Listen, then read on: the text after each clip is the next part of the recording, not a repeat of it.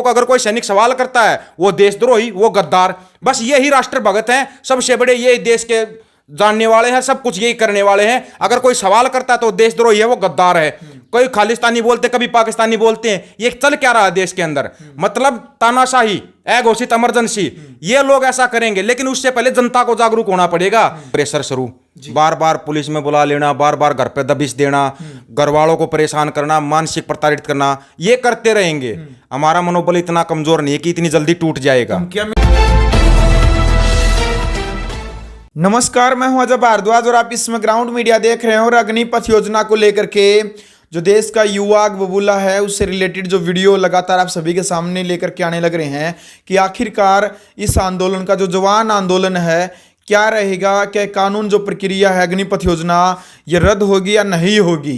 क्योंकि देश के जो प्रधानमंत्री है उन्होंने भी संबोधन किया, ये कानून रद्द नहीं होगा। और जो आर्मी के जो चीफ हैं, तीनों सेनाओं के जो चीफ लाइव आए हैं, उन्होंने भी कहा था कि ये किसी भी हालत में रद्द होने वाले नहीं है, इसका विरोध न करें। और जो भी इस आंदोलन का हिस्सा होगा उसको अग्निवीर यानी कि आर्मी में या किसी भी फौज में शामिल नहीं किया जाएगा। खासतौर पे ये बातें बोली गई है देश के नौजवान युवाओं को लेकर के।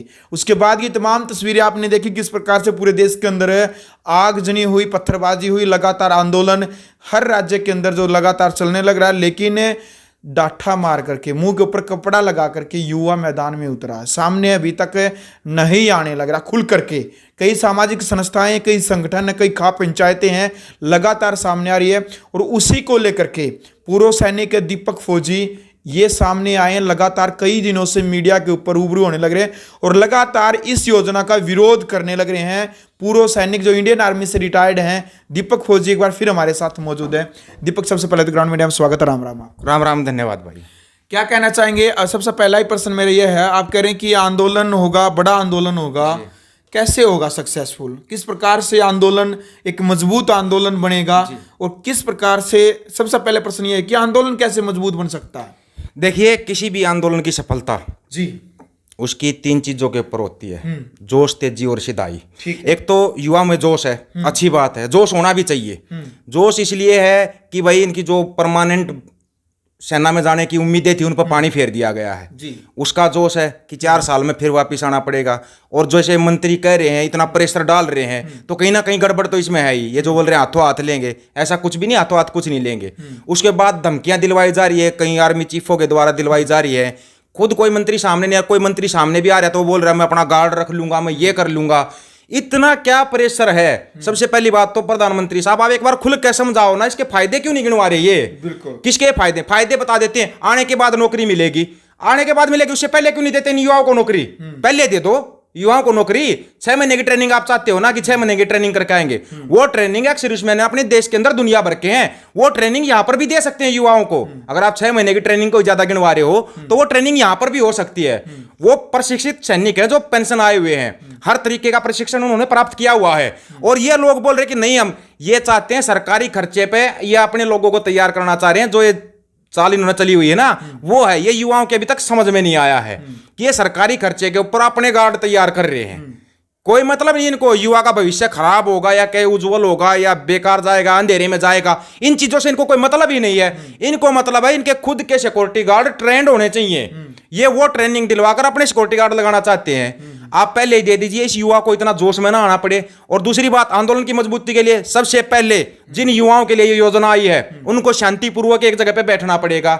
उसके बाद जो बुजुर्ग हैं वो साथ में आएंगी, खाप पंचायतें वो साथ में आएंगी, और जो विपक्ष की पार्टियां हैं उनको साथ आना पड़ेगा। लेकिन सबसे पहले जो बेस है, जो जिस चीज के ऊपर आधारित है, उस युवा को सामने आना पड़ेगा। युवा सामने आएगा, हम सभी उनके साथ हैं और उनको बताएंगे कि भाई ये नुकसान है तुम्हारे। लेकिन अगर युवा 2 महीने भी रुक गया ना, शांति के साथ 2 महीने बैठ जाओ रोड के ऊपर, मैं ये कह रहा हूं ये कानून रद्द होंगे, गारंटी के साथ रद्द होंगे।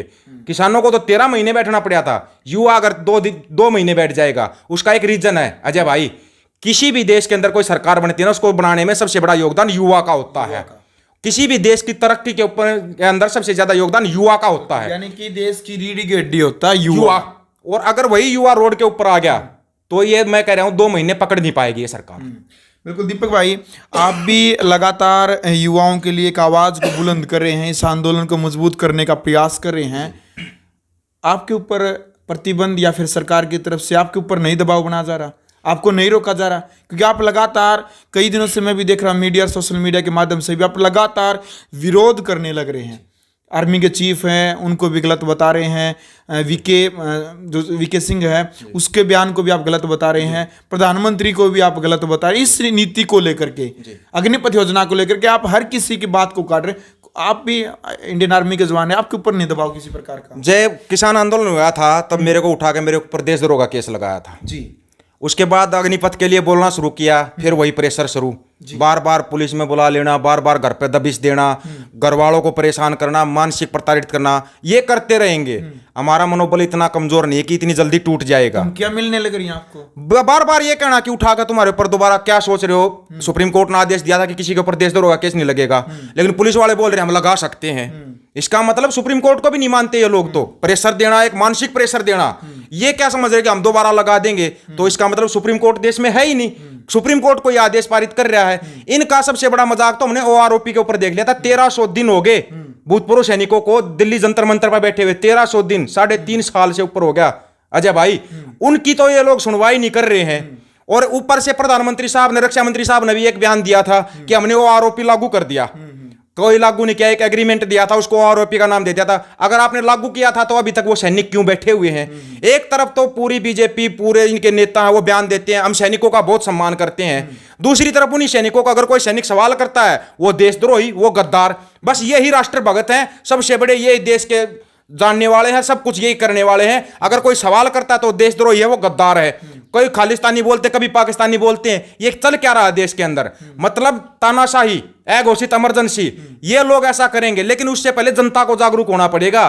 क्यों पता नहीं जनता की आंखें क्यों नहीं खुल पाती? हम जिनके लिए लड़ रहे हैं, जिनके लिए कर रहे हैं, वो ही नहीं आंखें खोलना चाहते। अरे डर किस चीज का है? मौत एक दिन सबको आनी है जब भाई, ये नहीं कि मरना, मौत तो आती है सबको, लेकिन अगर उससे पहले आपका जमीर मर गया तो आप पहले ही मरे हुए हैं। आपकी मौत आनी ना आनी बराबर है। अगर आपका जमीर मर गया तो हमेशा सवाल गलत का होता है, गलतियों के ऊपर सवाल उठाया जाता। सरकार कोई भी हो, लोग बोलते हैं कि मैं सिर्फ बीजेपी का विरोध कर रहा हूं। अगर कांग्रेस की सरकार होगी वो ऐसा करेगी तो हम उससे भी करेंगे।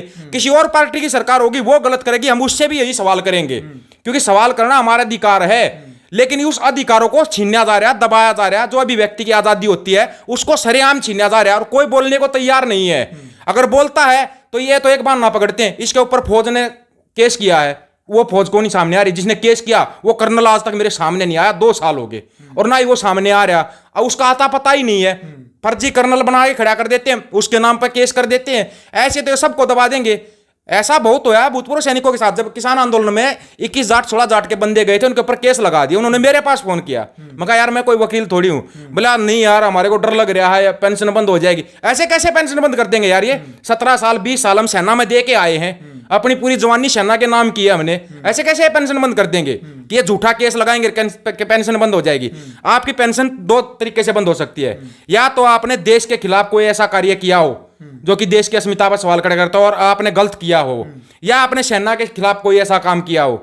लेकिन अगर कोई गलत कर रहा है उस पर सवाल उठाना ये कोई गलती नहीं होती। सवाल उठाना अभिव्यक्ति की आजादी सभी को होती है, और उस आजादी को अगर छीना जाता है तो फिर मैं नहीं मानता इस देश के अंदर कोई जिंदा है। मरे हुए जमीर के लोग हैं, अगर उनका जमीर नहीं जग पा रहा है तो। बिल्कुल दीपक भाई, अंतिम सवाल है मेरा आपसे, और काफ़ी पीड़ा है आपके मन में युवाओं को लेकर के। जो अग्निपथ योजना जो बनाई गई, इसके विरोध को लेकर के आप लगातार एक आंदोलन खड़ा करने का एक प्रयास आप लगातार कर रहे हैं। सुनने में आ रहा कि 2018 2019 में जो लड़के फौज में भर्ती हुए थे, शायद अभी तक हालांकि आधिकारिक तौर पर पुष्टि नहीं हुई इस चीज़ की, संभावनाएं व्यक्त की जा रही है कि उनको अग्निवीर बना सकती है सरकार। अभी रोक रखा है, क्या ऐसा भी कोई मामला को सुनने में आया? कैसा? देखिए इस सरकार का अभी तक तो ये न्यूज कंफर्म नहीं है, लेकिन इस सरकार का भरोसा मत करना जब भाई किसी भी चीज के ऊपर। ये अगर आप 2018-19 की बात कर रहे हो, ये 2017 वालों को बना देंगे, लेकिन वो इसलिए नहीं बना सकते क्योंकि 21 निकल गया, 4 साल के बाद पेंशन देनी पड़ती है। तो इसलिए 2019 से टारगेट शायद ये रख रहे हैं, और कर सकते हैं, संभावना है ये कर सकते हैं। ये सरकार कुछ भी कर सकती है। ये देखती है, कोई भी नया कानून लाके देखती है इसका कितना विरोध हुआ।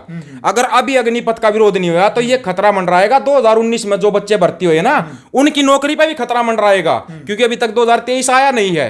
तो ये कर सकते हैं, उस चीज को कुछ भी कर सकते हैं ये लोग हर चीज को छेड़ के देखते हैं। बैंक वालों को छेड़ा, बैंक वाले रोड के ऊपर बैठे रहे, इनको कोई फर्क नहीं पड़ा। जेबीटी टीचरों को निकाल दिया, कितने महीनों तक, सालों तक वो बेचारे रोड के ऊपर बैठे रहे, इनको कोई फर्क नहीं पड़ा। ले दो ही जगह पे गल टकराए हैं, एक तो ये किसान से गल टकराए, किसान ने बिल्कुल डंडा दे के अपना कानून वापिस करवाया है। ये बोल रहे हैं, अब मैं ये कह रहा हूं, जवान एक बार शांतिपूर्वक रोड के ऊपर आकर बैठ कर देखो। प्रधानमंत्री अगर दूसरे ही महीने लाइव आकर ये ना कह देना कि मेरी तपस्या में कमी रहेगी होगी, इसलिए मेरे से ये हो गया, इसकी बार बार तपस्या में कमी आएगी। अगर लोगों के अंदर एकता होगी ना, सबसे बड़ी चीज है आपकी एकता। अगर आपके अंदर एकता है तो ये कोई तपस्या नहीं करता, इसको कुछ पता ही नहीं है ये कौन से कानून लेके आ रहा है। और सबसे बड़ी बात तो है कौन जो लोग ऐसे कानून बनवा रहे हैं। हर आप जीएसटी देखिए, व्यापारियों को समझ में नहीं आया, ये बोले बहुत अच्छा है, व्यापारी बर्बाद। नोटबंदी लेके आए, अर्थशास्त्रियों को समझ में नहीं आया, देश के बड़े बड़े अर्थशास्त्री बोल रहे थे गलत है, लेकिन ये बोल रहे थे हमने उग्रवादियों की कमर तोड़ दी। उग्रवाद तो अभी भी ऐसे कैसा, ऐसे कैसे हमारे जवान शहीद हो रहे हैं। कल भी सीआरपीएफ के 3 जवान शहीद हुए हैं। कैसे शहीद हो गए? वो कमर तोड़ दी थी। उससे पहले भी आप गलवान, पुलवामा में देखिए, गलवान में देखिए, कौन सी कमर तोड़ दी इन्होंने। ये सब झूठा लेके आते हैं। कृषि कानून लेके आए, किसानों की समझ में नहीं आए, ये बोल रहे हैं बहुत अच्छे कानून। ऐसे ही अग्निपथ की योजना लेके आगे, नौजवानों की समझ में नहीं आ रही, भूतपूर्व सैनिकों की या जो सैनिक नौकरी कर रहे हैं उनकी समझ में नहीं आ रही, ये बोल रहे हैं बहुत अच्छी है। और ऊपर का अधिकारी जो इन्होंने लिया हुआ है वो बोलेगा बहुत अच्छी है। ये कोई ना कोई प्रलोभन दे के लोगों को खरीद लेते हैं, उनसे अच्छा बुलवा देते हैं, बाकी जो जिसके लिए लेके आए हैं उसको अच्छी नहीं लग रही है। तो ये सीधा सीधा ये खिलवाड़ कर रहे हैं देश के साथ। ये खिलवाड़ अगर रोकना है तो पूरे देश को एकजुट होना पड़ेगा। और सबसे बड़ी बात है कि युवाओं को एकजुट होना पड़ेगा। आप अगर आज ये सोच के बैठ जाओगे ठीक है 4 साल की नौकरी मिल रही है तो हम 4 साल की कर लेते हैं, तो कल ये उसको 1 साल की भी कर देंगे, कल अगले दिन ये अगर खाली ये भी कर देंगे सिर्फ ट्रेनिंग करो और वापिस आ जाओ, उसके बाद कोई नौकरी मिलती तो अपनी ढूंढो। ये ऐसा भी कर सकते हैं। इन्होंने पूरे देश का खिलवाड़ बनाया हुआ है। ये खिलवाड़ अगर रोकना है तो युवा को अब जागना ही पड़ेगा, आना पड़ेगा रोड के ऊपर। अगर आज युवा 1 साल के लिए भी मजबूती से खड़ा हो गया ना तो ये हिम्मत नहीं कि आगे कोई कानून लेके आ जाएंगे ये। बिल्कुल। तो भाई देख सको हो, एक यानी कि अग्निपथ योजना की अग्नि के दिल में जल रही है इस वक्त, यानी कि अग्निपथ योजना को लेकर के जो इनके दिल में एक आग लगे, विरोध को लेकर के कह रहे हैं कि अग्निपथ योजना देश के युवाओं के लिए अच्छी नहीं है, क्योंकि 4 साल की नौकरी के लिए लगभग 7 साल एक लड़के ने इंडियन आर्मी में लगने के लिए, बीएसएफ में किसी भी फौज में जाने के लिए लगभग 7 साल उसकी तैयारी करनी पड़ती है, ट्रैक पर जाना पड़ता है, खाना एक अच्छी डाइट उन्हें लेनी पड़ती है, एक माँ बाप के सपने होते हैं। लेकिन सबसे ज़्यादा संशयात्मक प्रश्न यही बना है कि 4 साल के बाद आखिरकार एक लक्ष्य होगा उसका कि मैं फ़ौज में नौकरी करूँगा, लेकिन 4 साल एक आर्मी में या किसी भी फौज में देने के बाद वो वापस आकर के किस फील्ड में और किस डिपार्टमेंट में, किस विभाग में वो काम कर सकता। सबसे बड़ा केवल संशय यही बना है। तो कमेंट बॉक्स में आपने अपनी राय रखनी है अग्निपथ योजना को लेकर के। और इंडियन आर्मी से रिटायर्ड दीपक फौजी के जो विचार है इस मुद्दे को लेकर के, लगातार इनकी जो वीडियो है एक रक्षा विशेषज्ञ के तौर पर एक प्रस्तुत बार बार किया जा रहा है। किसी भी मीडिया चैनल की बात करें, दीपक फौजी की तरफ से जो विचार हैं, तो आप अपनी राय रखें और वीडियो को शेयर करें। ग्राउंड मीडिया के लिए अपने कैमरामैन सहयोगी इंतजार के साथ मैं जब भारद्वाज। राष्ट्र निर्माण की जानकारी के लिए ग्राउंड मीडिया चैनल को सब्सक्राइब करें और शेयर करें।